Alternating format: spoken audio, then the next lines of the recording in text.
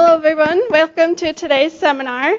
I'm Beth Mashesky, Senior Research Specialist at the Illinois Sustainable Technology Center and seminar co-organizer.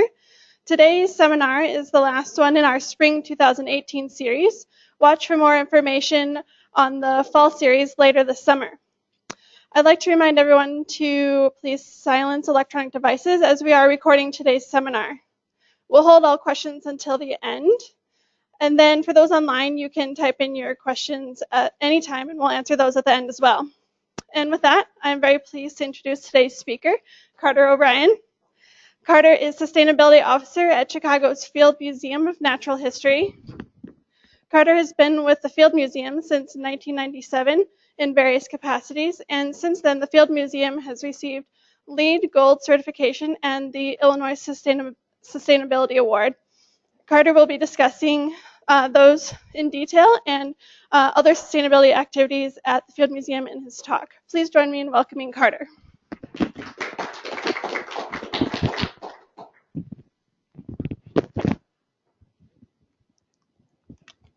Hi, well, thank you guys for having me. I don't know if everybody knows, but this is my alma mater, so it's very awesome to be able to come back here.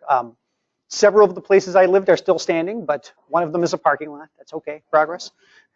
Thank you for inviting me. I hope I have come up with a snappy enough title for this group because I know you guys are fairly sophisticated, very sophisticated relative to many of the talks that I have to give.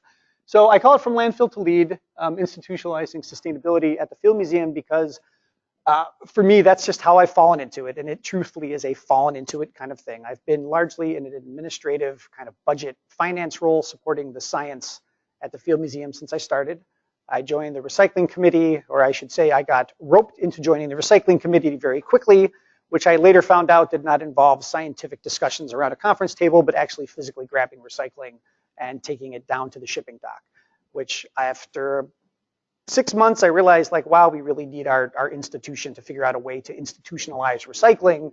And our committee then began making the sort of hard sell to facilities, which turned out not to be a terribly hard sell because it made perfect sense. And then since we had a lot of time on our hands that I used to spend running around with the recycling, I began meddling and getting involved in all sorts of other elements of the building. And hence here I am today. So I'll move past this, but basically on the left, this is a panel that's from our Restoring Earth exhibit. It's to show the difference between the root systems of prairie plants, which I'm sure everyone here is familiar with, and then turf grass is the one all the way on the left.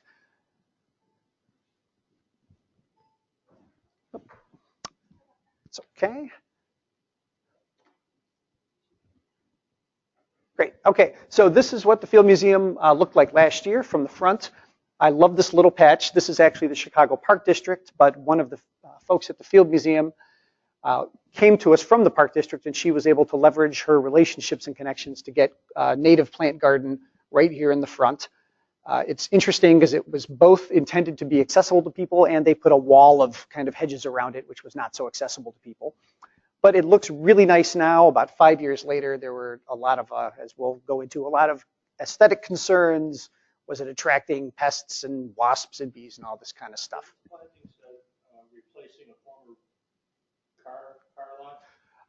I will definitely get to that. Yes, our site has been all over the map. So I'm going to give you sort of like the huge narrative of sort of how the Field Museum came to be, because for us that really, it's an old institution like the U of I. Memories are very, very long, and changing things is difficult, but when you do change things, they tend to stay changed, which is why I've kind of stuck at it. So this is Chicago in 1857, but the key for us here is this lovely elevated trestle tracks that the Illinois Central Railroad was given the right to build these in exchange for building a breakwater because the city founders were basically too cheap to do so themselves. So they really bartered away control over the lakefront to this railroad company, similar to kind of what we did with the parking meters 100 years later. So we don't necessarily learn too well. And this really changes a lot. Having train lines running down your lakefront is really probably not how you would go back and do this again. The advantage, though, is that it did actually keep Lake Michigan from sort of eroding away at Michigan Avenue. So this is delightful Michigan Avenue here. On the right, you'll see essentially there's the breakwater. these are the industries that popped up at the mouth of the river. I did learn as I was putting all my slides together a while back for something else that although I thought originally this was just what photography looked like back then, that is actually the air. The air is truthfully this just soot-filled and kind of disturbing. So this is Lake Park, now Grant Park in 1890, so they've kind of filled it in, they've turned it into an open park. Again, back to the sort of the air concept, you know, back then really what a park and access to the lake were so strongly fought over was apparently just for the ability to breathe fresh air. It's hard to imagine that now because our air doesn't look anything like this. I don't have to worry about stepping outside and, you know, feeling like my lungs are on fire, but that was what it was like back in the day. So kind of fast forwarding a bit, how the Field Museum ends up where it does is, you know, a contested sort of usage of the lakefront and the idea that Grant Park was designated as open space forever. Somehow Marshall Field's brother was able to sort of work out some sort of deal with the Illinois Central Railroad, and thus they built the Field Museum and really all of the museum campus in the lake. This is the pilings for the foundation of our building. We are, these go down, I'm told, as deep as about 95 feet before they actually hit bedrock. That's sand that's being dredged in. And what I really love, though, is just the time frame. I won't go into a whole ton of detail about this, but just in terms of how long it takes us to do anything these days, just watch how fast things are happening here. So a couple of months later, you literally have all of this fill that is being built around the museum itself. This train right here that you're seeing, I don't know where my laser went. The train is literally moving coal ash and cinder from the loop buildings. It's just emptying their furnaces out every day, basically. It was a marriage of convenience. They needed somewhere to send all of that burnt coal, and we needed something to dump in Lake Michigan to build a field museum on top of. A couple of years later, the building is already, you know, the building is built in like basically 2 years. And you're left with sort of this much less than desirable sort of landscape. I'm going to come back to this, but the freight tunnels, this one on the bottom there that you see, this was the one that was used essentially to tap off of to run this train to the Field Museum to dump the coal ash and the cinders. And it's an interesting part of Chicago's story I'll come back to, but essentially it was built so sturdily, it literally provides load-bearing support for the subway on State Street. So 1919, that is our trunk that goes, actually this is looking northwest exiting the Field Museum. So after they basically built the museum, they covered up the land, they covered up that train track, and that was going to be how the Field Museum had coal delivered and how we had our coal ash taken away. And there's a quote somewhere in there where it talks about how important it was to protect this beautiful building and its sort of, you know, serenity from unwanted truck traffic. And you'll note the irony of that when I get a few more slides in. So there's 1920, just 1927 to give you an idea of the grounds. Our grounds have basically always been kind of an afterthought. They've been grass that was put in. There's basically sort of, you know, cow paths as, you know, people went around it to get the Soldier Field on the other side. The other thing for us that has been a key thing is you'll notice these are light wells on each side. The light wells end up getting filled. This is also just the South Lakefront to give you an idea. It's not just the Field Museum. The whole, all of basically Chicago's lakefront is artificial fill. And it's all of it probably fairly questionable sort of materials. And that sort of gets to the idea of like, what do you do in the long term to potentially remediate, resurrect something approaching life and like, you know, a good ecology under there. But 1979, so up here, oh, thank you. What has really changed for us up here is we filled in the light wells with collection storage. So we've really changed the function of this building from originally being, it was a Burnham architecture firm designed building. It was embodied a lot of the principles you would like today, a lot of daylight, a lot of fresh air. It turned out that all of these things were awful for a natural history museum, or so they thought. Sunlight is bad for the artifacts. Fresh air was bad in terms of climate control and conditioning. So we basically have turned our building into kind of like a spaceship at this point. Just another small thing I found as I was, you know, sort of researching more is that we still, they called it acid rain damage. I think acid rain is not actually the correct term for it. It's, I think, just stuff that blew up from the Calumet area, just various chemicals that were entering the air. But some of these things are literally so bad. There's a picture here that, you know, you could just stick your finger into it. And the condition for some of our balustrades they haven't changed, actually. There was an extensive process where they looked into ways they could treat and do some sort of ceramic approach to fixing the building. Instead, they spent 2 years literally running like a slow water drip through the marble itself just to get the soot out. And by the time they finished that, they said, we don't want to like monkey with this landmark building, and we don't want this to be an experimental case study because it falls into our challenge with the landmarked nature and so forth. So we just haven't dealt with that. It will come up, I am sure, at some point again. But 1990, to the idea of the, you're asking about the parking. So that's the totem pole right there. So that was a free parking lot that was here when I was a kid, Lakeshore Drive. They took around it. So much for the idea that you didn't want truck traffic kind of marring, like our beautiful landscape. It's just basically all asphalt. That's the Park District Administration building that was torn down when they redid Soldier Field. And apparently good chunks of it ended up over here, buried in this parking lot where it still sits, and it's a bit of a toxic dump, so I understand. Back to this thing, again, this is the freight tunnel system. I was actually here in Champaign, and I remember watching TV when we had this thing called the loop flood. So the loop flood was there was a developer on the river, and they sent some pilings down, and they had their measurements a little bit off, and they punctured the tunnel. And this was the one that literally sent, I think it went as deep as 30 feet into some of the basements of the bigger buildings in the loop. So Marshall Fields went like multiple sub-levels, water flooded up from the river. River's not the cleanest place back in those days, for sure. We still have engineers that were working there at the time, and they say they watched the water get to about Columbus, maybe a quarter mile from the building, and there must have been like a slope for the way they did it with the train tracks, and the water stopped, and everybody breathed very easily. They did, however, decide to immediately seal the the tunnel here. So this is our original sort of extension to that. I still have kind of a harebrained idea that it would be a great way to start, giving us a subway spike that could connect us to the regular CTA. So far, I haven't really sold anybody on this plan, but that doesn't mean I'm not going to keep talking about it because you never know. This is also just to give you an idea of how deep we're talking. So these are the freight tunnels here. So they're in this like 40 to 60 feet zone. If you hear about deep tunnel is way down here, a couple of 100 feet down. So they built this lovely museum campus. Right after I started, finally the common sense prevailed, and they said, let's fix Lakeshore Drive so it doesn't actually go around the Field Museum and divide us from the lakefront and the shed and everything. And this is beautiful, huge, wonderful improvement. This is just to give you an idea of the landscaping. Once again, a little bit of an afterthought. It's just mostly grass. Sort of in the rough period of this, we also overhauled our central plant, which at the time had 50-year-old sort of boilers. They were horribly inefficient. I don't think we actually got air conditioning until the early 90s, if I understand correctly. But this is a chiller system. So there are 48 of these. They each hold about 5,000 gallons, I believe. They run sort of a glycol solution through it.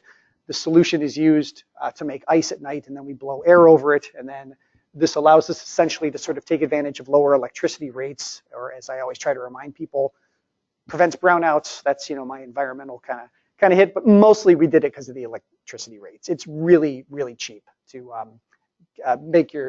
make ice at night in terms of paying for air conditioning at noon on a hot day. So we're paying, last I heard, it was less than 5 cents a kilowatt hour. So for us, it becomes a challenge years later when you're trying to talk about renewable energy, because what you're kind of balancing that against is really cheap electricity. But on the other hand, it is very efficient, and we are at least not doing it in the middle of the day. And so we're kind of being good citizens in that capacity. So getting to sort of the building as a whole, it's 1.3 million square feet. Just rough. We're broken down into all kinds of different usage types. The key for us and how sustainability, from my perspective, is developed is we have these 30 million specimens and objects. They all have sort of different conditions that the conservators would ideally like them to be kept under, and it's a constant kind of tug of war between our facility manager, the building's capacities, and the conservators to what degree we can keep everything dialed in just perfectly. I believe we have 20 separate zones that are sort of actively monitored all the time in terms of sort of humidity and temperature. And then there are 150 additional ones that are monitored on a weekly basis. So it's, it is something we have to take very seriously, because mold, anything like that that got in would be disastrous. This is really our mission. That's why we're around, is to hold these artifacts and these biological specimens so that people can come in and be able to study them into perpetuity.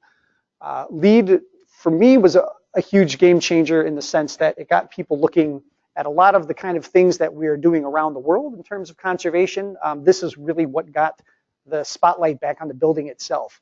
So we had an individual 3D theater LEED certified in 2010. The Ernst & Young 3D theater, we are actually in the midst of renovating it. It's where Sue is going to go and become part of a dinosaur exhibit. So nothing is permanent at the Field Museum. But it did start to get people aware that it was possible, even for a really old building like the Field Museum, to make the LEED system work for us. And how this actually worked for us was that it allowed us to go through a green permitting, kind of an expedited process, and we were able to open this 3D theater. I would say we got to open it a couple of weeks earlier, but for us, it was opening it right before like a huge, like a Labor Day crowd. And the cost of running through LEED was easily offset and then some by the fact we could open it at that time. A few years later, our permanent Hall of Conservation, Restoring Earth, was actually done as a LEED Gold project. When I say it was done as a LEED Gold project, it was actually retroactively put through as LEED Gold project, which, as everyone here I'm sure knows or might easily understand, this is not the way to do a LEED project, but one of our trustees wanted it that way. So we jumped through the hoops, we got it done. The decision was sort of made, I believe, that we will never do this again, and therefore we will change a lot of our operations and our principles to make sure that we are sort of towing the line with LEED for every major sort of project that we do. Yeah. IDC, I believe it's interior design and construction. So they allowed us essentially to take like an individual space in the museum and treat it almost like it was like a tenant. So it marries with the core and shell. So the idea being that if you have like a shopping mall, the guy who's in charge of the HVAC and the envelope gets core and shell, and the individual tenants can get this interior sort of thing on a, excuse me, on sort of like a shop by shop basis. It's a little strange for us because we're sort of our own landlords. But at this stage of the game, we have a couple of these different exhibits that are now LEED new construction certified is where it falls. And then we got the entire building done as EBOM, operations and maintenance, in 2015. We hit gold right on the nose. Like at the 60 points, we did basically everything possible, because one of our big challenges is that we cannot actually get an Energy Star score as a museum, which means we are at an 18-point disadvantage right off the bat in a 110-point system. It's like starting 75 laps back in the Indy 500. So there was a lot of skepticism whether we could do this, to be frank, and we leaned on everybody we could possibly think of to help us do this. So like definitely CDAC was a big part of it, Delta Institute, anyone we could think of that could kind of help us kind of sort through the process. My sort of favorite hilarious part of the whole thing is the plaque. I love this plaque. We didn't even get a point for the plaque because it took us longer to figure out how to decide what to put on the plaque than the performance period for LEED. So we'll get it next time. I hope everybody is happy with this plaque, because you have never imagined how many stakeholders it took to pick the pictures, the exact wording, et cetera. And the wording is barely legible, even though the thing is like 4 feet by 3 feet wide. But it's very striking, in my opinion. We had to strike a balance essentially between people that wanted to highlight the facility end of things, and because of the exhibit content, we made the point like people are not going to go home after going through our conservation exhibit and want to put in new chillers, but they might be willing to plant native plants and consider solar on the roof. Lighting, I just happened to be in the right place at the right time to get this one. LED lighting has been like a great boon for us in the museum field finally. And I say finally because when LEDs first came out, we were among sort of early adopters that were looking into the technology, and they were considered to be terrible. They were sort of like a gas station bathroom, like brittle, cold blue kind of light, and everybody just said, no way, these are not appropriate. We don't care how much energy they save. The fact that they emit less heat, et cetera, et cetera. So it took about 5 years for us and LEED to really get us to revisit this. And this is the, on the right is the LEED bulbs in the chandelier. On the left is the old one. 1/6 as much energy, and look at the difference just in the light quality. I mean, just looking at it from an aesthetic perspective. The other great thing about this that really I think helped get our facility people on board is imagine what a nightmare it is changing these bulbs. I mean, this literally takes 2 days for them. They've got to go and like, rope off areas on the floor. They have to get the giant cherry picker up there. So the idea that these bulbs were going to last, I mean, it's theoretical still. We'll see if they meet the, kind of 12 years or whatever I believe we're told that they should last. But, I think this was really a big shift for us, was understanding, how much of our load was lighting, because it's about 30%. We have over 20,000 light fixtures in the museum. It's something that, it would be great if we could switch them all overnight, but it takes so much time and effort just to do it that we've been kind of slowly but steadily doing it. We're at about half, I want to say right now. It looks really nice. I've noticed the retrofit fixtures is really nice retrofit as opposed to going with some modern new crazy fancy thing. Yes. Yeah. We're thank you. Our facilities guy would love to hear that, and I'll pass it on. For solar, we have an interesting solar array. It was done in 2001 and 2002. It was part of a project where ComEd funded a whole bunch of different cultural institutions and schools as part of, to be honest, sorry if anyone from ComEd is watching this, but it was a lawsuit that as part of the settlement, they agreed to help fund a whole bunch of educational institutions with renewable energy. Why we have ours flush and flat on the roof is a mystery I've never gotten a straight answer to. Same for the newer generation panels. We have a total of 3. I've been told that it was actually aesthetic concerns for the high-rise dwellers, which I would made the exact same face you just made. Like really, this is what people would be worried about, like looking out their windows. This is kind of how far we've come, I guess. I mean, in a positive sense. So we've got a 99 kilowatts all in. Ideally, we sort of figure, depending how long we wait, and because they're getting better all the time, we could maybe get 400 kilowatts up there, which would still just be a couple of % of our usage. So, yeah. I will say it makes the installation very easy to just lay them on the roof. And we have buildings on campus that we're actually fighting with the engineers because of the angles and et cetera, and the wind load and the wind, which is a hard thing to balance. And in an old building and sometimes even new buildings. So sometimes just laying on the roof, sure. 4% less efficiency to do it. Yeah, totally fair enough. If it was the 4%, I think that would be great. What is hard to see from here is there's gaps in between the panels. Weeds actually grow out of these things. We've had a whole bunch of them that have been damaged by hail. And they're set up in strings of 12. And we're lucky because we have 4 bum panels. They're all in one string, thank God. But we have been able to work with some of the other institutions so that as some of these older ones are deinstalled, we've salvaged some of the panels and inverters, because when you can't get something on eBay, it cannot be got.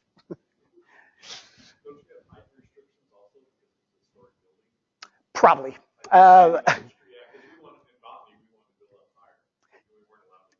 So there's building, but then there's the loophole, which is like HVAC. So if you looked at our roof today, we have put all sorts of giant HVAC kind of build-outs out there, and which kills me, because if this was an aesthetic concern, I mean, what is the giant HVAC box, right?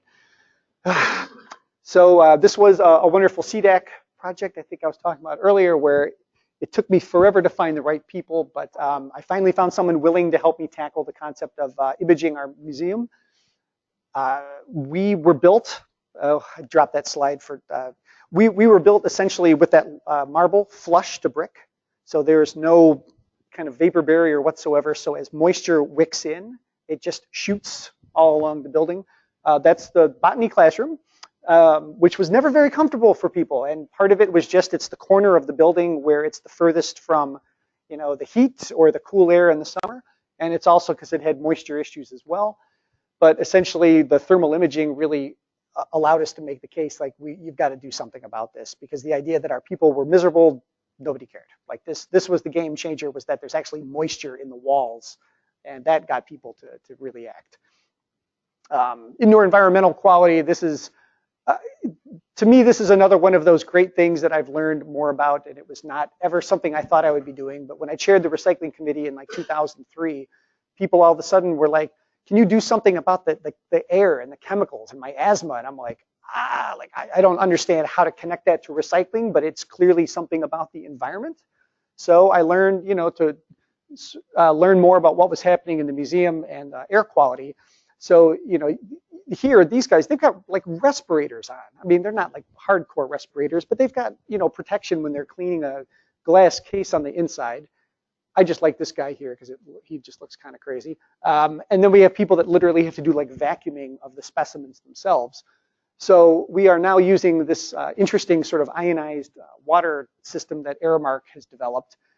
And I did get, from talking to the director, I've been trying for years to figure out like what the impact of this was, and they finally did some numbers for me.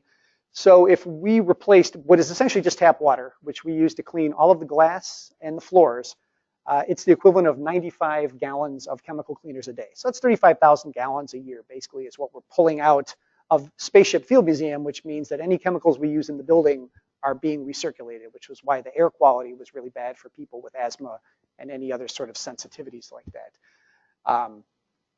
It's, you know, this is just one of these lovely things. This got us a lot of LEED points, just the whole sort of blue, they call it blue cleaning.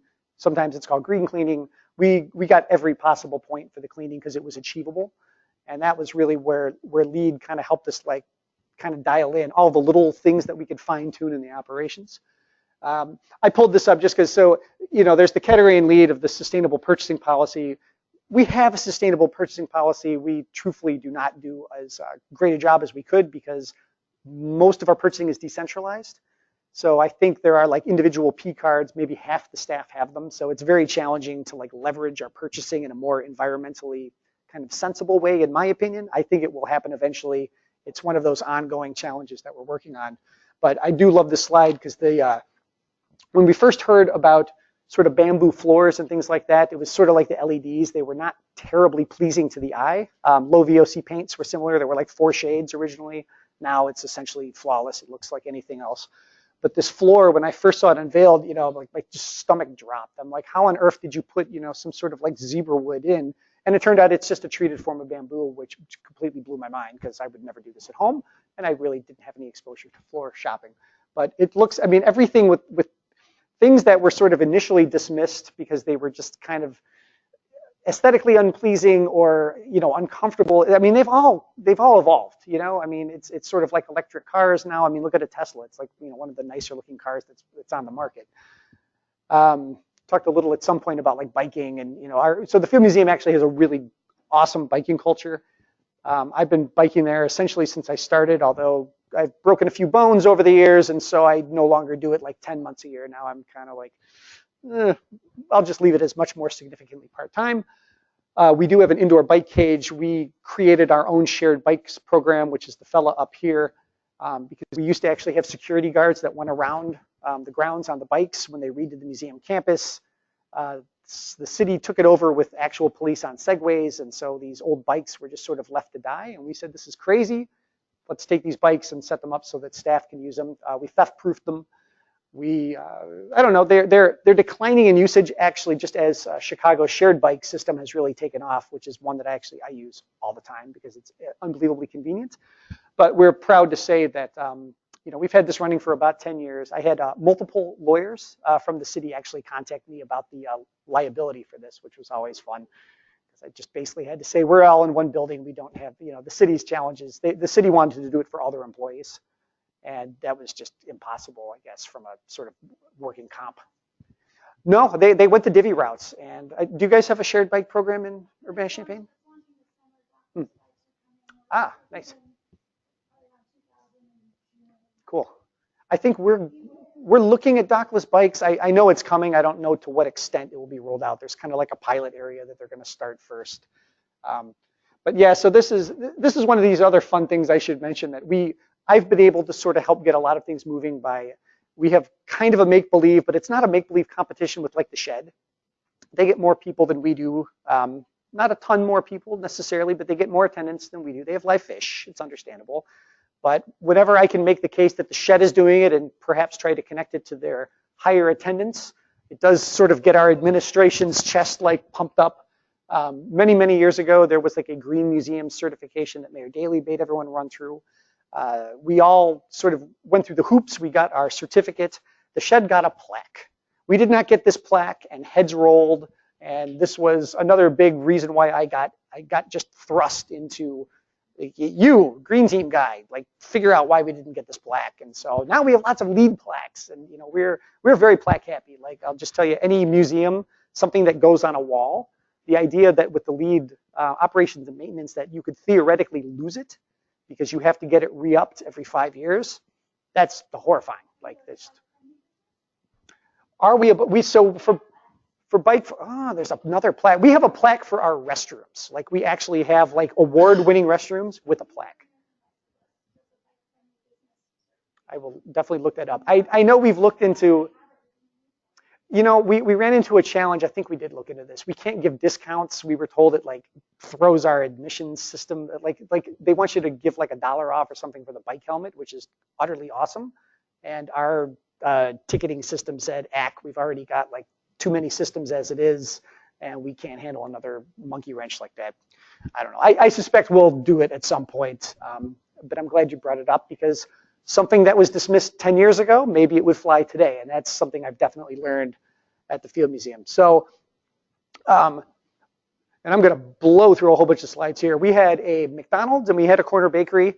The long story short is most of us interested in sustainability and the environment did not really like having a McDonald's and a corner bakery. I found out they were literally half of our trash.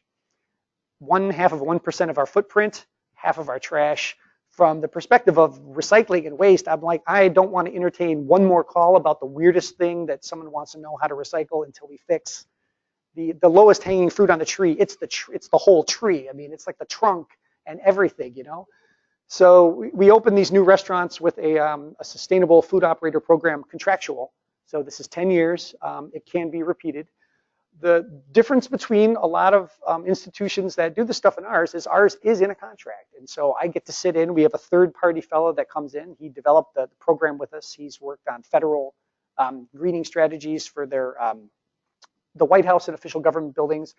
I don't want to know what Trump might have done to it at this point, but at least under the Obama administration, if you had like events and things like that, you were following guidelines that he helped put in place. So their waste diversion rate, it just clicked up to 76%. This is tackling front of the house, back of the house, everything possible, leaning on suppliers just to not, I mean, we would really like to see not so much a fantastic waste diversion rate, it's just less landfill. That to me is the truest test of like how we're doing a great job. So we also have more vegetarian friendly things on the menu by 18% meeting sustainability criteria. That's just our restaurant folks are allowed to choose. It could be USDA organic, it could be fair trade, it could be Rainforest Alliance certified. There's like a seafood one, et cetera.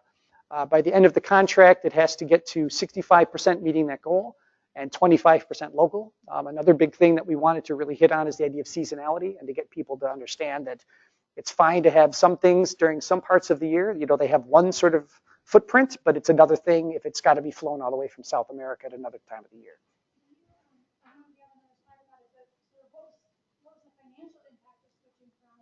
Yeah. So I have not heard huge.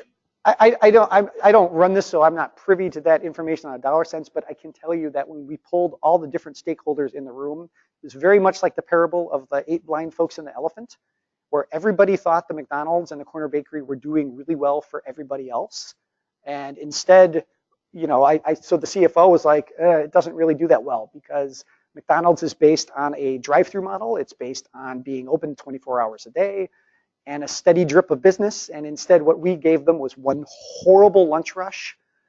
But it needed to be open, for like the entire duration. So it drove them crazy. This was like their worst nightmare. We later found out that our McDonald's was one that basically you were stuck with if you got the one across from Wrigley Field and a couple in the Loop.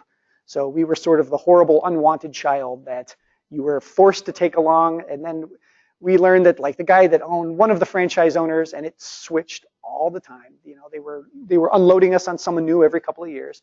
We found out they were using us to train workers at the other places. And so it was not a good fit. I mean, I'm not going to go on a huge tangent about McDonald's except to say for a cultural institution that, it does not have the drive-through, we're trying to talk about conservation, it's not a good fit. When we had McDonald's go through the RFP process, their idea was basically an earth-toned McDonald's. with LED bulbs. I mean, they had a few small things, but they were not willing to change their supply chain at all for the food. And that was really kind of frustrating for us because we were like, we could be an example. We could be like the way McDonald's actually evolves and move forward.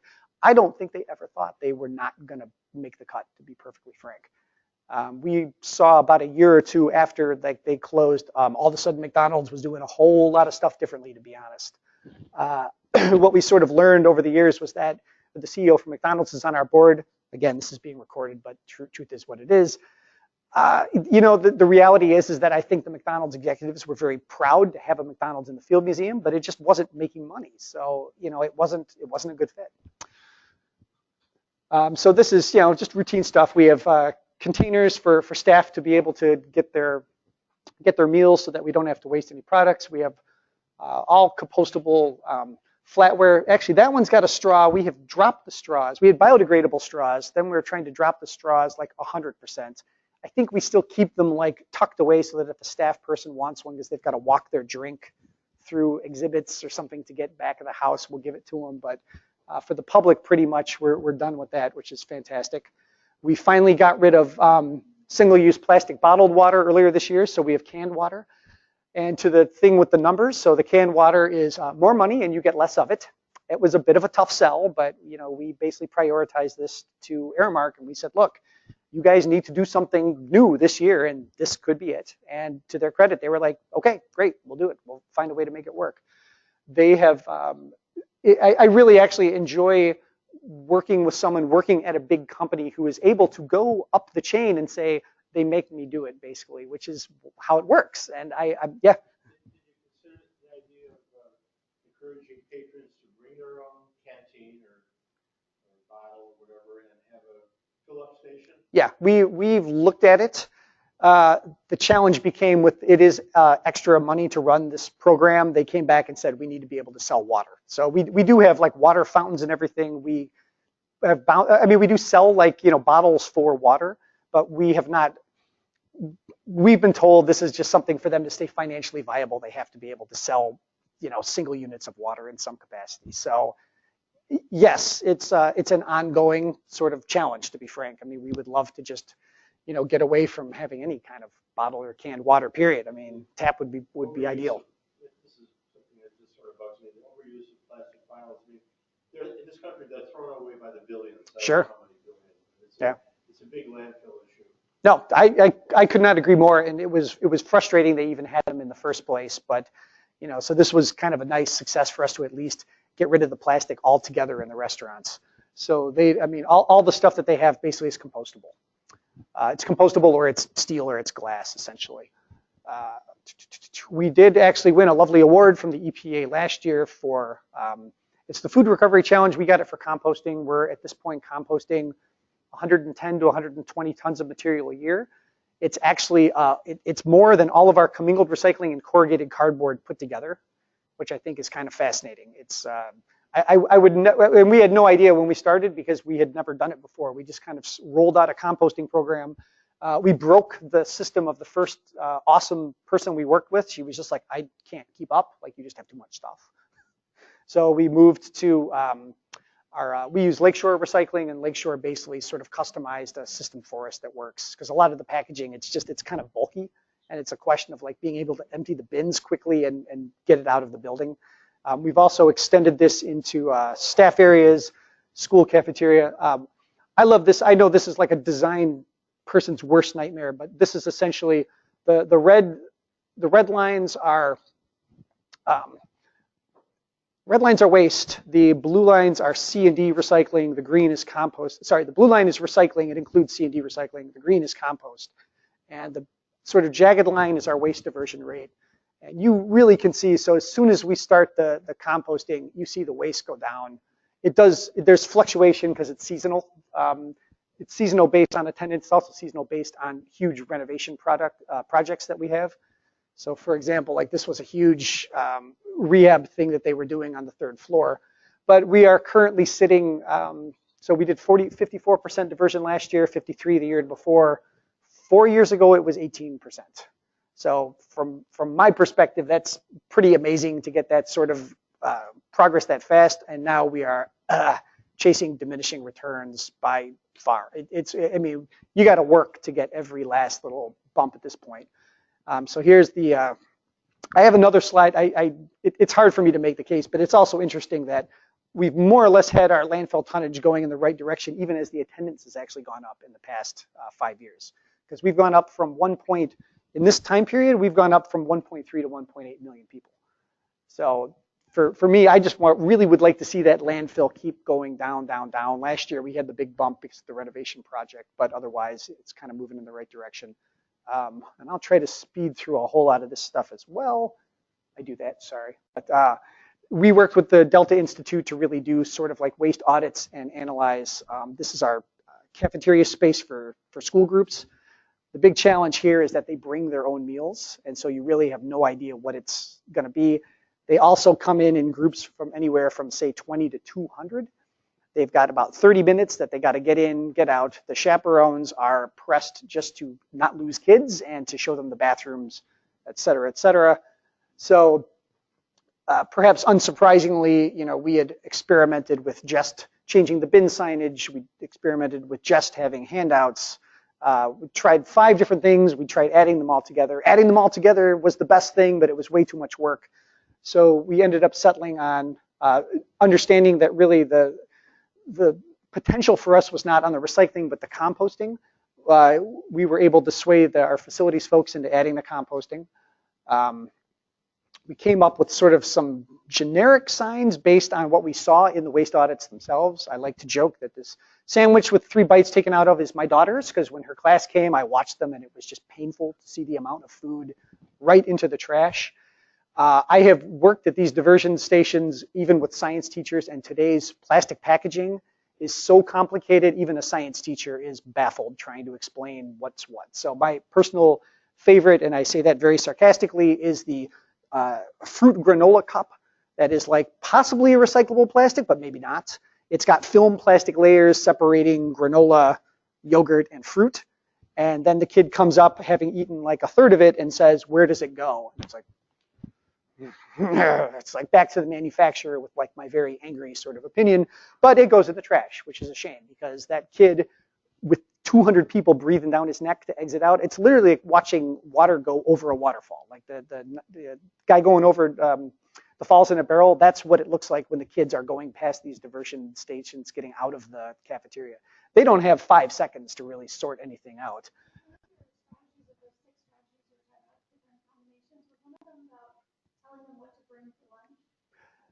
So no, we are hoping with time, working with the public schools, that is going to be how that gets done. Because really, at the end of the day, we get these kids maybe once a year, but probably more likely once every couple of years. CPS is really where they have some really awesome, innovative stuff happening in terms of composting and waste diversion and stuff. I mean, they're going to at least have to understand what composting is before they get to the field museum, because there's just too much. There's too many stimuli happening for them to really be able to break it down. And then it's not the school bringing the food. This is like kids bringing individual stuff, and the way that stuff is sold in the stores is, it's like, the high C thing, the Capri Sun. Some of it is recyclable, some of it's not. It's an ongoing challenge. We'll keep working on it. It's my stock line. Yeah, yes, we all need to, for sure. So this is what we landed on. We did do a project last year where we did customize these signs based on being able to work with the caterer for what happens for our overnights. And this is going to be the first step to pressing the caterer to say, look at how much trash you're putting in these meals that you're selling us, because there's no reason why there needs to be as much landfill as there is. And we went with the specific items because, in fact, we did know exactly what these things would be. So we figured, let's put the pictures on the signs and see if that helps. The real benefit that we found from this, operationally speaking, was it got, this is the education department, our learning center.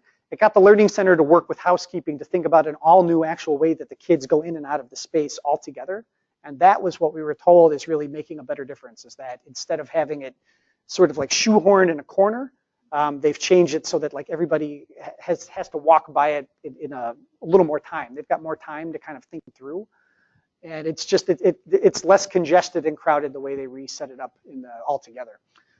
These are some fun ones I've seen that I really love. So at the plant Chicago, they have actual scales. I think that's great.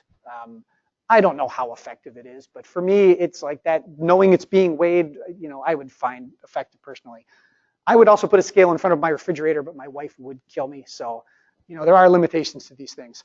And I also adore the fact that they have an actual landfill at the St. Louis Science Center. That is so disturbing in real life. It's hard to explain. It's fantastic. That bulldozer is kind of crooked. The gulls flopping around. If I pitched this, I would be laughed out of whatever office. Yes. This is like a first employment opportunity to some 17, 18-year-old kid to just have a person there directing the children.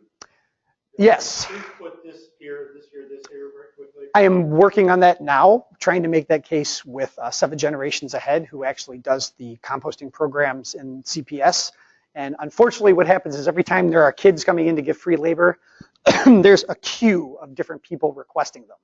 So I'm at the moment at the bottom of the queue. So I'm trying to make my case and work up. So the kids that are coming in that are available to do these things, they're being asked to do all kinds of other stuff in the museum. So I think I will get there, but I'm not sure it's going to happen in the next 6 months. I'm hoping for it maybe next year. It's, yeah, I mean, literally that would be my hope, is that I pitch everything as a pilot. It's like, that not scary concept of like, it's just a pilot program, and then if the museum hasn't blown up and sunk into the lake, then it worked. I totally agree. So, because we have people there, we give the chaperones these handouts, but the people there are just overwhelmed with like, where's the bathroom, basically. But yeah, I could not agree more. I did a study of the Chicago Public Schools diversion rates, because as part of their contract, they actually have all of their not only waste and recycling, but recycling contamination stats, which is phenomenal. They're able to do this because they exist outside of the city. CPS is sort of its own administrative unit.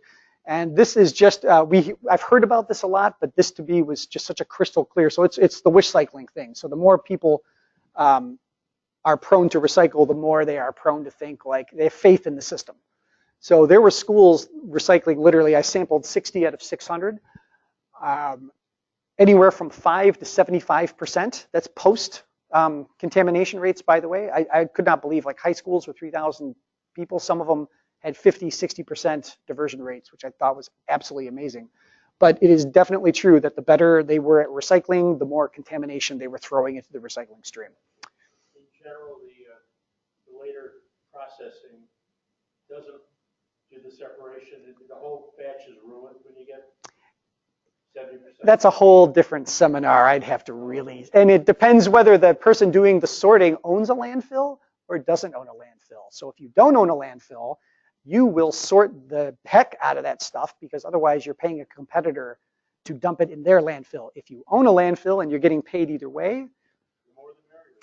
yeah. And so that I have a really hard time with the concept of contamination, because it's not usually a chemical concept. It's really more like, oh, like I was mentioning earlier, like an alderman who, they flip open the blue card and there's a banana peel in it, and they're like, nope, it's contaminated. Like, send it all to the dump. And I'm like, what, really? Like, how in 2018 you can't sort a banana peel out? Are you kidding me? And of course they can. They just don't want to. Some of them don't want to. So this is a composting site I went to last week. I've had people ask me all the time, what do you mean industrial windrow? I'm like, well, windrows are fairly, it's a big row of stuff. Industrial, we just happened to be there when this truck was unloading. That is wild to see in real life. I mean, I could not believe that holds that up. So this facility, and to the contamination thing, so they have a couple of guys with garbage bags, and they just run around and sort, they pull stuff by hand. That's obvious. Composting, it turns out it's actually easier, I think, to get contamination out of it, because in the process of it turning into compost, you just sift it through finer screens. It's, I think, much more challenging when you're dealing with all the different grades of plastics and that kind of thing. These guys are taking 350 to 500 tons of material a day. It's on an old landfill in Calumet. Bigger ones that the Field Museum's stream was going to in the past did as much as 1,500 tons. So for people that are like composting, I don't understand how it works. I mean, you can go, they're happy to see you.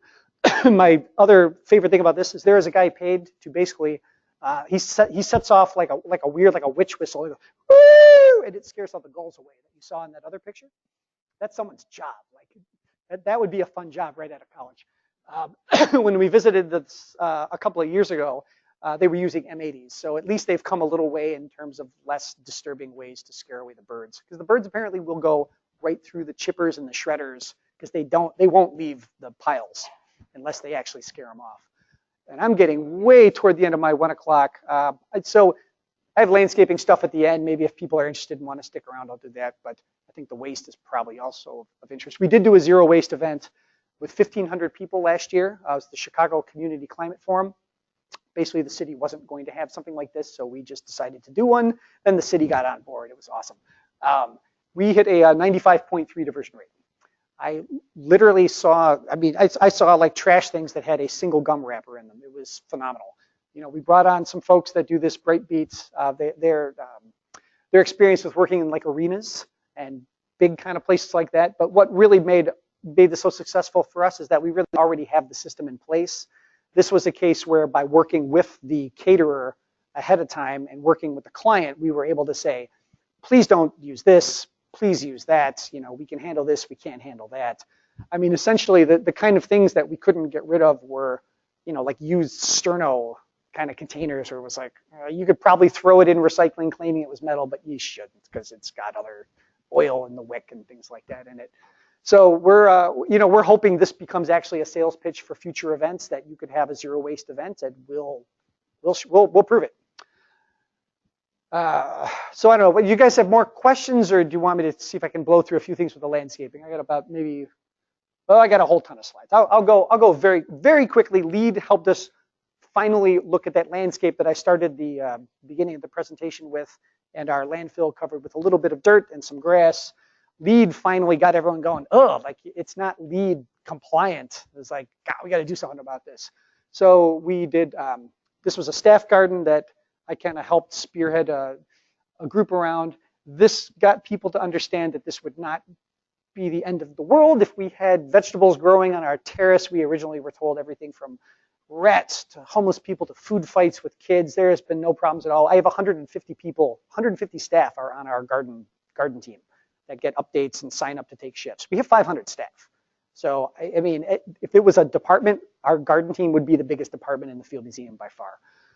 So another LEED thing that we got a credit for was if your own site doesn't qualify, you can write a check basically to Conservation International or the Nature Conservancy, and they will send you a receipt saying you have, like conserved X acres, and that's really what LEED wants. And I said, this is preposterous because we do this.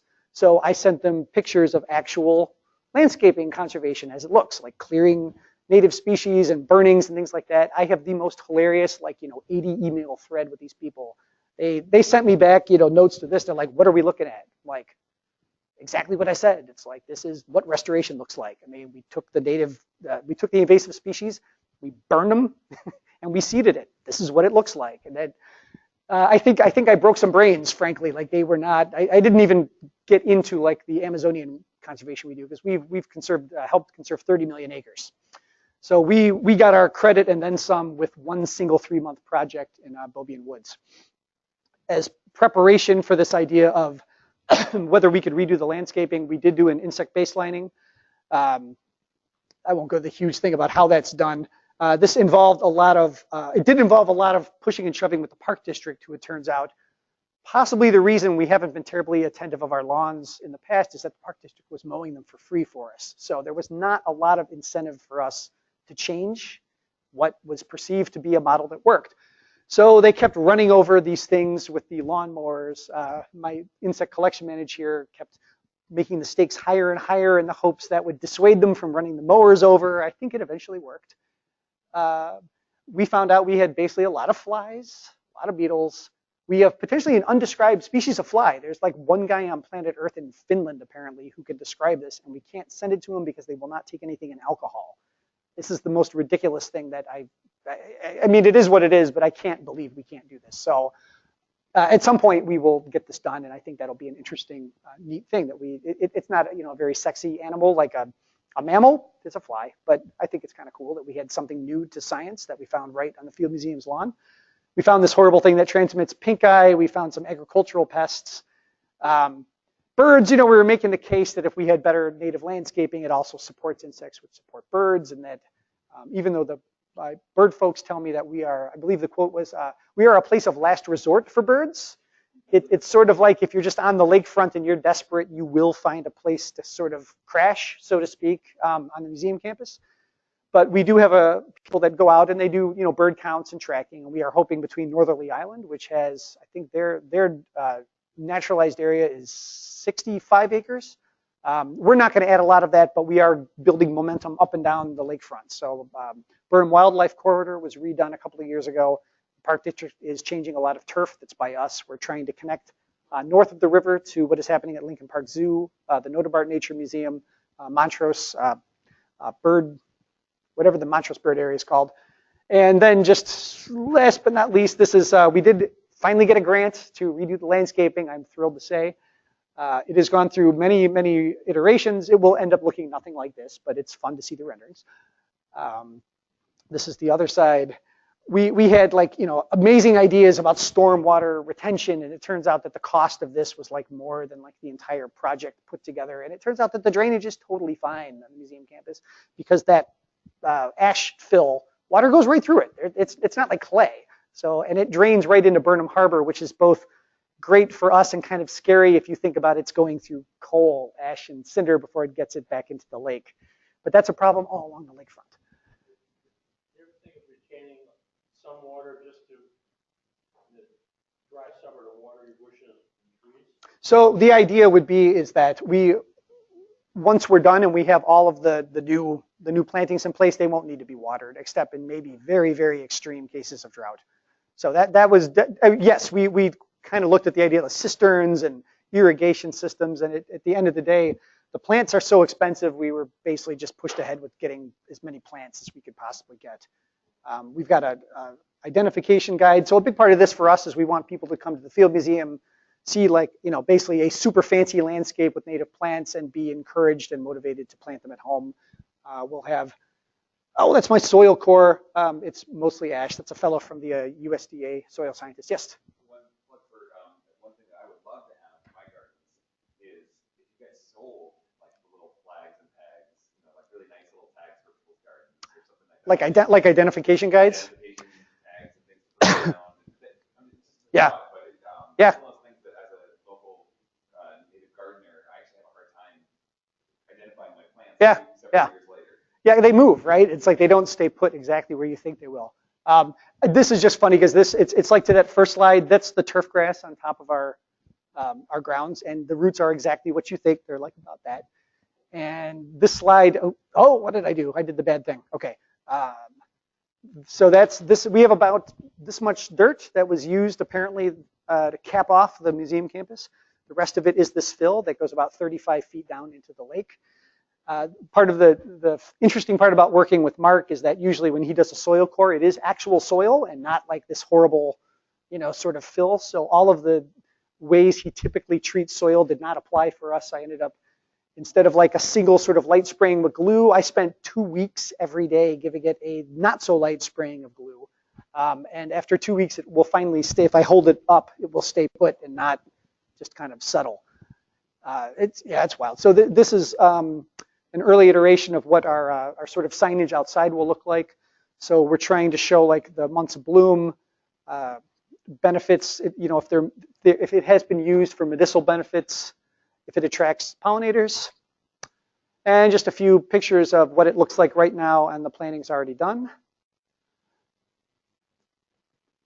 This is what we're working on right now. This will start actually in the next week or two, the final planning. I don't think I have time to do all the stuff that's next, but we have a lot of stuff we're doing next. If anyone is interested, I can tell you more at a later date. The concept of a microgrid for the campus is probably the pie in the sky concept that we would love to see. It could happen with FIJA because the incentives have kind of finally come around for renewable energy. And Energy Star benchmarking is a big one for me because we don't have this Energy Star category. So trying to get more museums to tackle all these kind of things without it is really challenging. It's hard to get people on board setting carbon targets or anything like that when you don't get recognized for it. And I decided to put a slide together of all the folks I've collaborated with over the years. That's the most fun part of the museum, is that since we're a neutral academic hub, we can work with anybody. I'm not competing for students, you know, like a university might be. So I can work with everyone. It's encouraged. It's fantastic. And then I've got CDAC on there. I threw you guys on there because we've enjoyed working with you as well. Yeah, it's a whole bunch of things, and that's all I got. Thank you.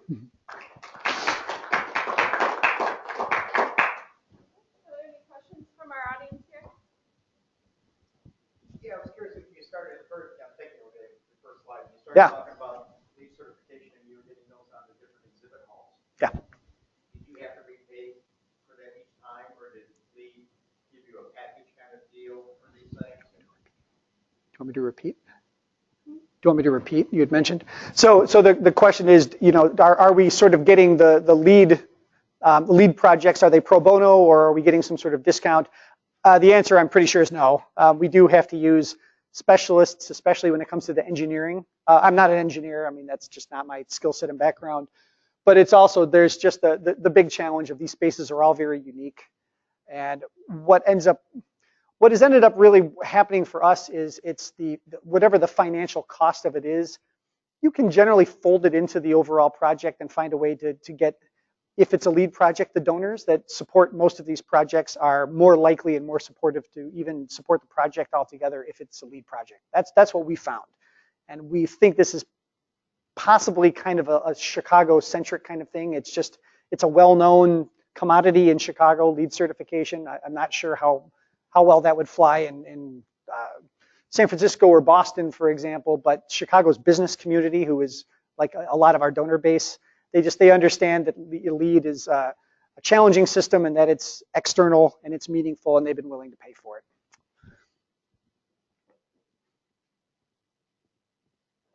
All right, well, thank you all.